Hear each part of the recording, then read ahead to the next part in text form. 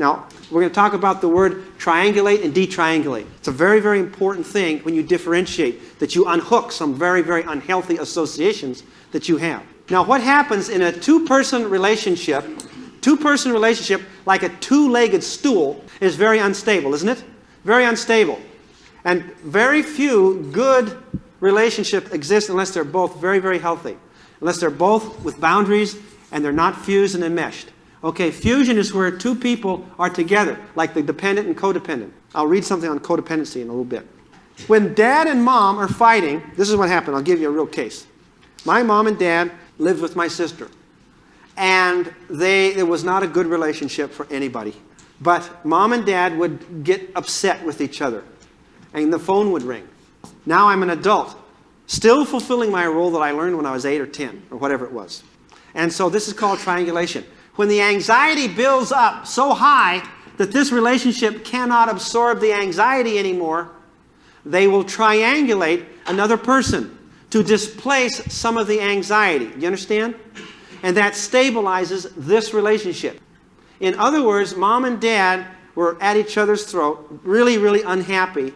So mom talks over with me, or dad calls me, and they talk it over with me. They displace and vent some of the frustration, and it kind of stabilizes it, and we work it out, and then they go back and work on it. But in the meantime, I have been dumped on as a surrogate spouse when I'm 10 years old. You want to know what the psychologists call that? When mom and dad are dumping on the kid and using the kid for their needs instead of being there for the child's need, they call it emotional incest. That child has no capability of dealing with a marital problem at 10 years old. And yet mom will draw the kid in, or in a divorce they do this, they use the kids. It's terrible, damaging. So I get dumped on. They had an emotional bowel movement on me. And I'm sitting there thinking, oh, now mom goes back or dad goes back, they feel pretty good. Well, I think we can work it out now. I'm going to work like this, and I feel terrible. I have no mechanism to do that. So how you detriangulate, I will show you how. I'll tell you how I did it the last time. Nobody's forgiven me yet. But that's okay. What happens, dad calls up, and he's got some stupid thing, and he complains about grandma. He says, you can't believe what your mother did. But see, I'd read this book already now. I'm waiting, see? All right, so he's going to triangulate me. He's going to drag me in, take my time and my energy, and dump on me, and I don't want this. And I'm sitting there, and he calls up, and so I'm going to fix this good. And he tells me this big secret. I go, oh, okay, yeah. He hangs up. A few minutes, I call back. Mom there? Yeah. So she gets me, and I tell her the whole thing. Just blew the whole lid off. Just told the whole thing. She went there, jumped on his case. Did you say that? Boy, you could hear it clear down here about 20 miles away. All right? And he was bewildered, man.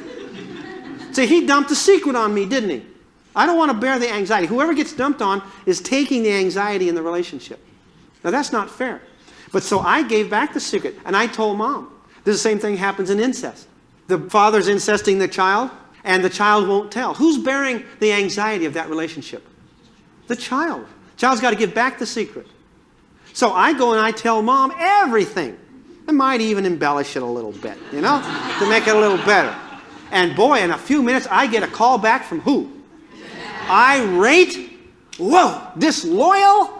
And I just sit there, you know, set it down on the desk for a little while and walk away. Oh, woo! Come back 5 minutes, he's still going. I pick it back up. Yeah. The end of it was, I'll never tell you another secret.